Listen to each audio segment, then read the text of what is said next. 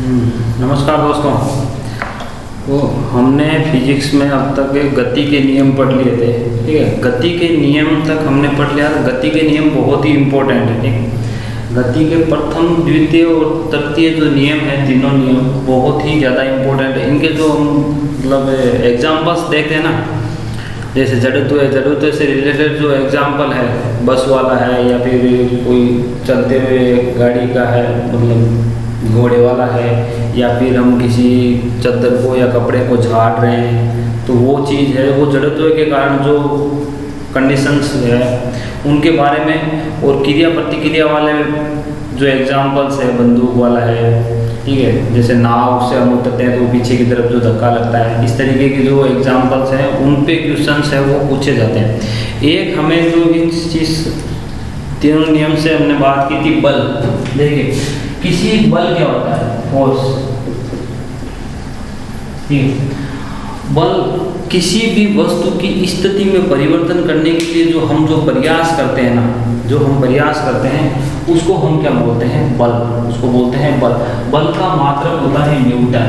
बल का SI मात्रक होता है न्यूटन, SI मात्रक, ठीक है। SI मात्रक होता है न्यूटन। और CGS पद्धति में, CGS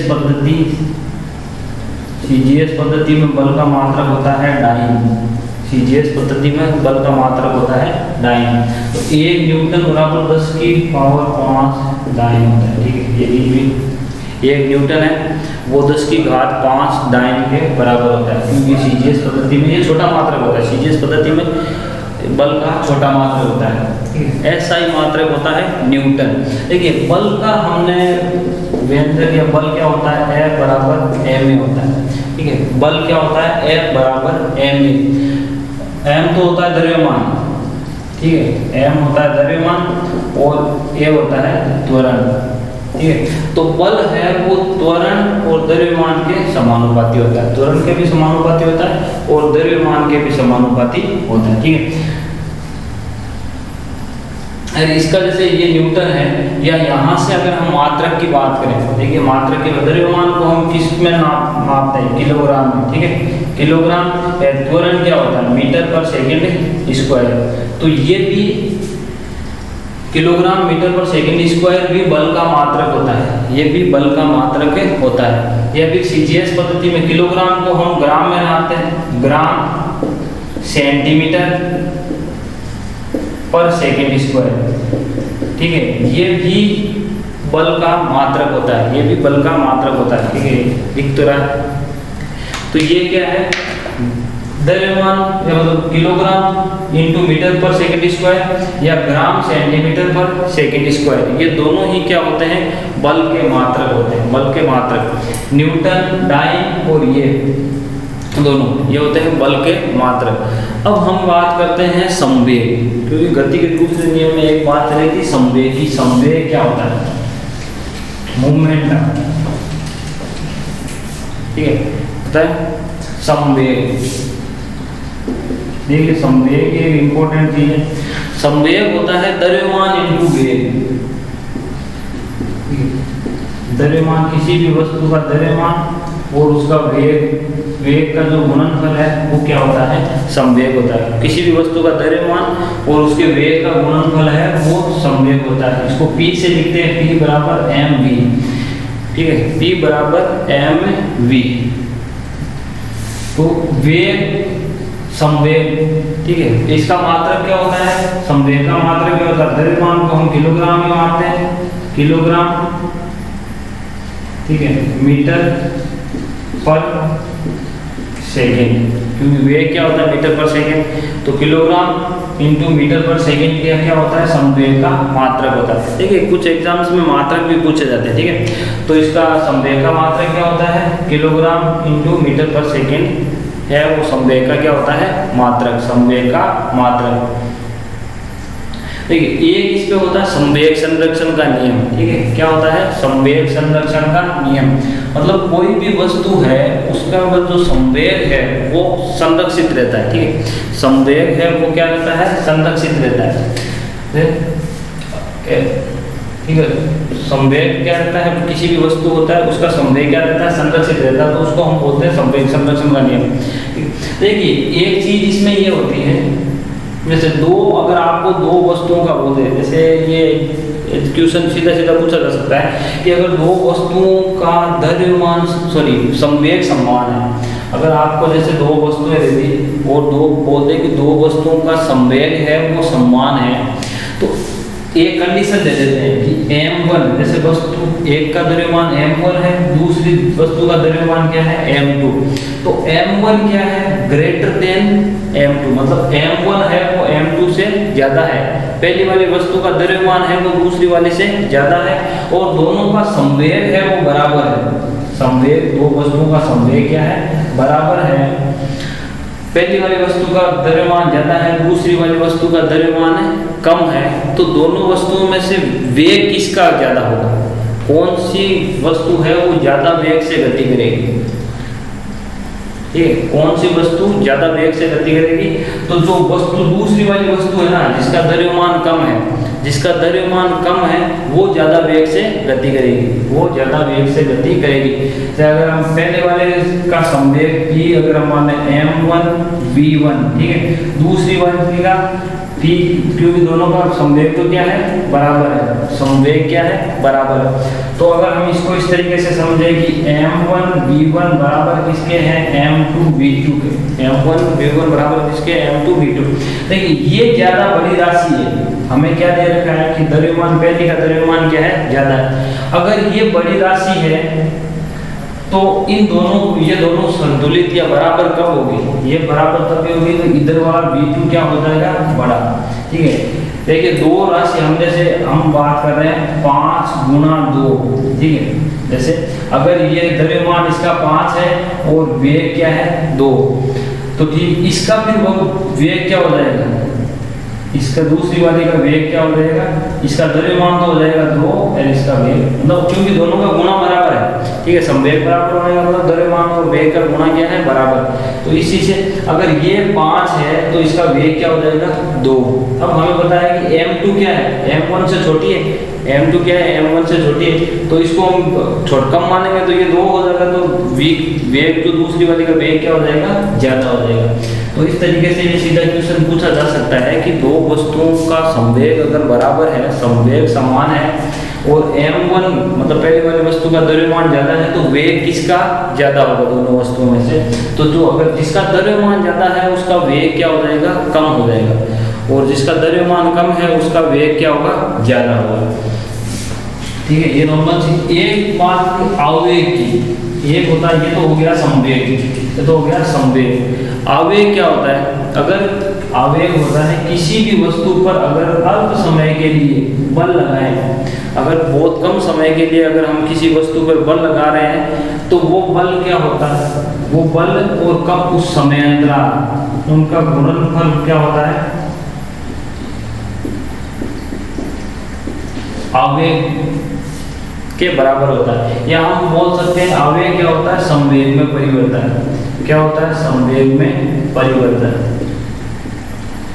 ठीक, आवेग क्या होता है, संवेग में परिवर्तन ही क्या होता है, आवेग होता है। आवेग का मात्रक भी सेम ये होता है, क्योंकि देखिए यहाँ से अगर हम आवेग का मात्रक निकालेंगे तो क्या निकालेंगे, Newton into second, Newton into second, इसका मात्रक क्या होता है, न्यूटन इंटू सेकेंड। अब न्यूटन है वो क्या होता है, किलोग्राम, किलोग्राम मीटर पर सेकेंड स्क्वायर, ये था, और सेकेंड हमें एक इसका और गुणा में दे देगा, तो एक सेकेंड से सेकेंड कैंसिल, ये क्या बच गया है, किलोग्राम मीटर पर सेकेंड। यही मात्रा किसका होता है, संवेग का होता है, mv, ठीक है, द्रव्यमान मीटर पर सेकेंड, ये भी किसका होता है, तो आवेग और संवेग का मात्रक है वो समान होता है। जैसे ऊर्जा और कार्य का मात्रक जूल समान होता है, उसी प्रकार आवेग और संवेग का मात्रक भी समान होता है। अब देखिए दैनिक जीवन में अगर हम आवेग की बात करें, जैसे जैसे हम आपने सुना होगा क्रिकेट, या देखा होगा कि क्रिकेट खेलते टाइम जो खिलाड़ी है वो अपने हाथ को कैच करते हैं ना, तो पीछे की तरफ लेके जाते हैं, हाथ को क्या करते हैं, पीछे की तरफ लेके जाते हैं। तो उससे क्या होता है, जैसे ये समय अंतराल बढ़ेगा। देखिए अभी मैंने पिछले वाले सवाल में बताया था कि अगर इनमें से एक राशि, ये क्या होती है, दोनों राशियां होती है एक दूसरे के व्युत्क्रमानुपाती होती है, एक बढ़ेगी तो दूसरी वाली घटेगी,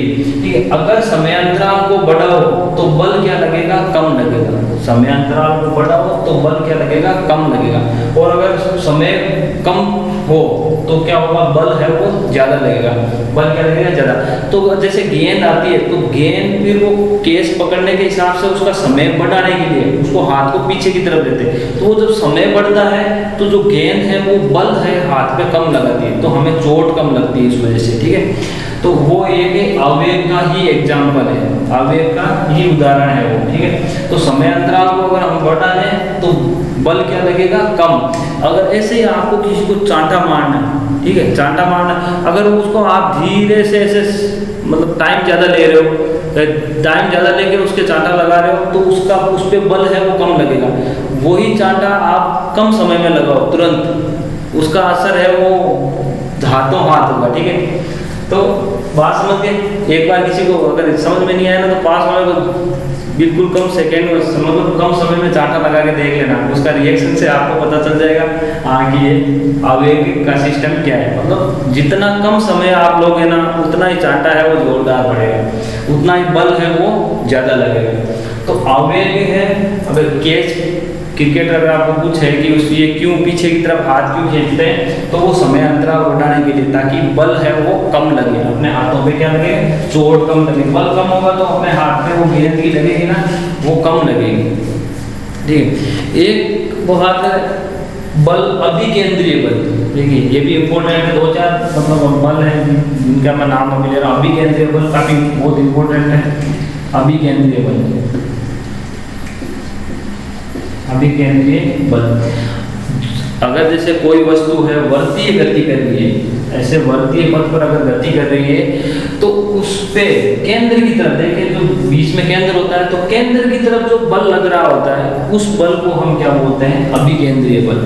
उस बल को हम क्या बोलते हैं, अभिकेंद्रीय बल बोलते हैं। अगर कोई वस्तु वर्ताकार पथ में गति कर रही है तो उसमें केंद्र की तरफ लगने वाले बल को हम क्या बोलते हैं, अभिकेंद्रीय बल बोलते हैं, ठीक है।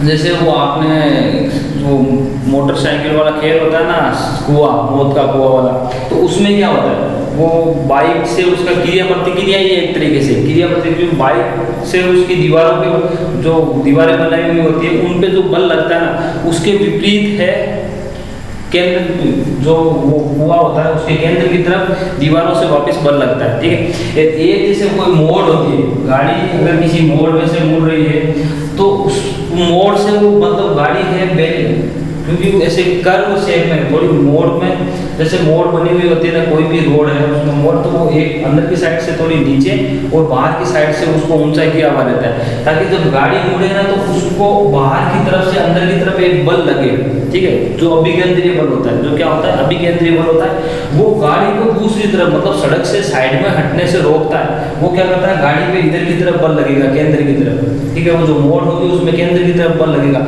अगर ये अभिकेंद्रीय बल कम हो तो फिर गाड़ी है वो रोड से, सड़क से नीचे उतर जाएगी। तो अभिकेंद्रीय बल वह बल होता है जो अगर कोई वर्ताकार पथ में या ऐसे मोड़ में कोई गति कर रही हो तो उस पे केंद्र की तरफ जो बल लगता है उसको हम बोलते हैं अभिकेंद्रीय बल, ठीक है, अभिकेंद्रीय बल। एक होता है अपकेंद्रीय बल,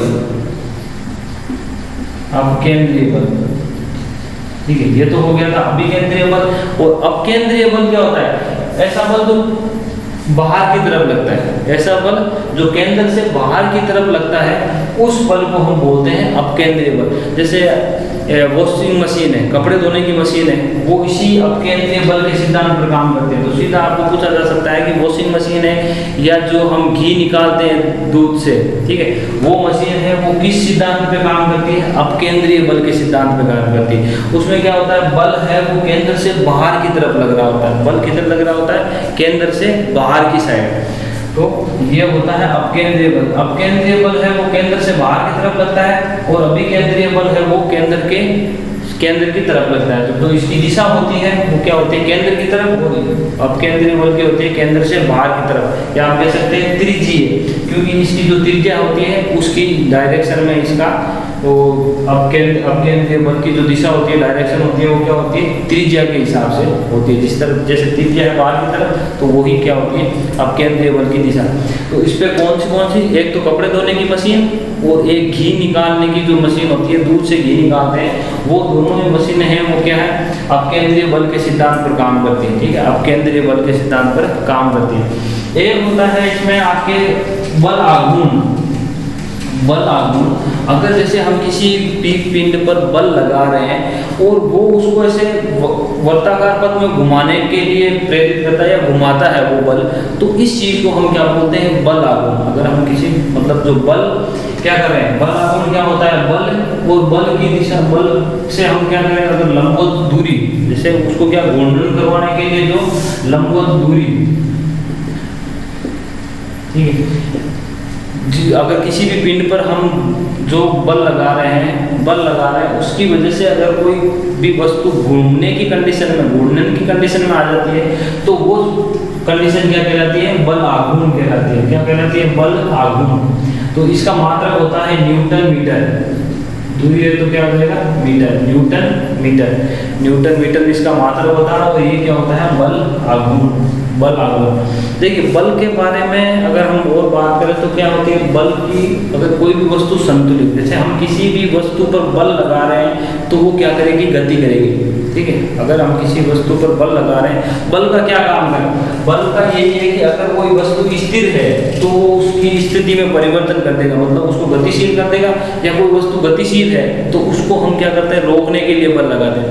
तो एक स्थिति होती है संतुलन की अवस्था, मतलब जैसे अगर किसी वस्तु पर 2, 4, 5 जो भी बल लग रहे हैं, जैसे कोई भी पिन है, ठीक है, अगर इस पे बल आप इधर से लगा रहे हो, उसी डायरेक्शन, उसके विपरीत डायरेक्शन में, उसके विपरीत, क्योंकि बल है वो एक सदिश राशि होती है। बल क्या होती है, सदिश राशि। बल है, संवेग है, आवेग, ये सब क्या होती है, सदिश राशि होती है। तो ये सदिश राशि होती है।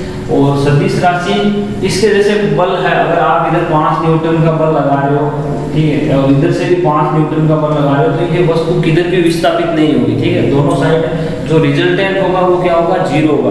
तो ऐसी कंडीशन क्या हो जाती है, ऐसी कंडीशन कहलाती है संतुलन की अवस्था। ठीक है, संतुलन की अवस्था। तो अगर किसी पिंड पर आप इधर से भी बल लगाओ, जैसे सेम 3 न्यूटन का इधर से लगा रहे हो और इधर से भी 3 न्यूटन का फोर्स या बल लगा रहे हो, तो ये जो वस्तु होगी क्या है, अपनी जगह से नहीं हिलेगी। तो इसको हम बोलते हैं संतुलन की अवस्था। ये क्या होती है, संतुलन की अवस्था, जिसमें वस्तु है वो गति नहीं करती है। किसी भी डायरेक्शन में अगर वस्तु गति नहीं करे तो उसकी जो अवस्था होती है उसको हम क्या बोलते हैं, संतुलन की अवस्था बोलते हैं। ठीक,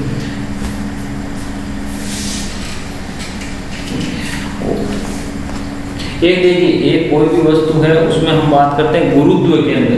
क्या होता है, गुरुत्व केंद्र। देखिए छोटी छोटी चीजें हैं, ठीक है, और ज़्यादा डिटेल में पढ़ने की जरूरत नहीं, इनके बारे में थोड़ा बहुत पता हो वही पूछा जाता है, और ज़्यादा डिटेल इनकी नहीं पूछी जाती। गुरुत्व केंद्र, जैसे कोई भी वस्तु है उसका भार, कोई भी वस्तु है उसका भार है वो एक पॉइंट पे केंद्रित होता है। उसमें कोई भी वस्तु है उसका भार क्या होता है, एक बिंदु पे केंद्रित होता है। उसी बिंदु को हम क्या बोलते हैं, गुरुत्व केंद्र।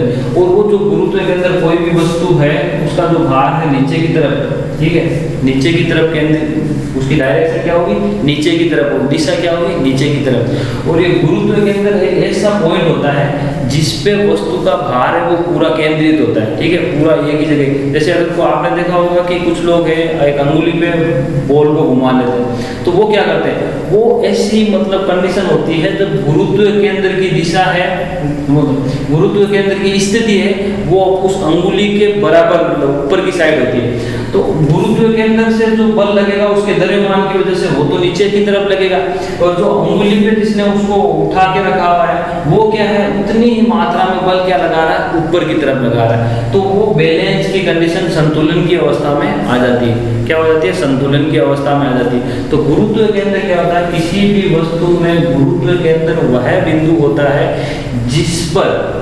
जिस पर उस वस्तु का पूरा भार या द्रव्यमान है वो क्या होता है, केंद्रित होता है। क्या होता है, द्रव्यमान केंद्रित होता है। अब देखिए एक मैंने अभी बोल दिया द्रव्यमान और भार। द्रव्यमान क्या होता है, देखिए द्रव्यमान एक अदिश राशि होती है, ठीक है। द्रव्यमान क्या होती है, एक अदिश राशि होती है, मतलब कोई भी वस्तु किस पदार्थ से बनी हुई है, जितने पदार्थ से वो बनी हुई है उसको हम बोलते हैं द्रव्यमान। और द्रव्यमान का मात्रक हमने पढ़ा है कि किलोग्राम होता है। द्रव्यमान का मात्रक क्या होता है, किलोग्राम। और द्रव्यमान एक अदिश राशि होती है। द्रव्यमान क्या होती है, एक अदिश राशि। जबकि भार है वो क्या है, द्रव्यमान को आप त्वरण से गुणा कर दो, मतलब ये क्या है, एक बल है, एक तरीके से बल होता है जो हमेशा नीचे की तरफ लगता है। जैसे किसी भी वस्तु के भार के कारण जो उसके नीचे की तरफ, नीचे की डायरेक्शन में जो बल लगता है उसको हम क्या बोलते हैं, भार। उसको क्या बोलते हैं, भार। जैसे अगर किसी वस्तु का द्रव्यमान है वो 50 किलो है, 50 किलोग्राम है, किलोग्राम है अगर किसी वस्तु का द्रव्यमान, तो उसका भार कितना होता है, क्योंकि जो जी का मान होता है वो लगभग 9.8, एक चेक तो 9.8 लेकिन 10 मानते हैं उसको, ठीक है, 10 मीटर पर सेकेंड स्क्वायर होता है। तो जो इसका भार हो जाएगा वो क्या हो जाएगा, 500 न्यूटन कह सकते हैं, ठीक, क्या हो जाएगा, 500 न्यूटन, ठीक है। तो ये इसका मात्रक भी, भार का मात्रक भी क्या होता है, न्यूटन या मीटर, सॉरी किलोग्राम मीटर पर सेकंड स्क्वायर, किलोग्राम मीटर पर सेकंड स्क्वायर। एम का मात्रक तो क्या होता है, किलोग्राम, और त्वरण का मात्रक क्या होता है, मीटर पर सेकंड स्क्वायर, ठीक है। तो ये कुछ टर्म्स है फिजिक्स की, भौतिकी की, जो इम्पोर्टेंट है। और इसके बारे में बाकी जो है हम ऊर्जा, कार्य और शक्ति के बारे में अगले वीडियो में पढ़ेंगे। आज के लिए इतना ही।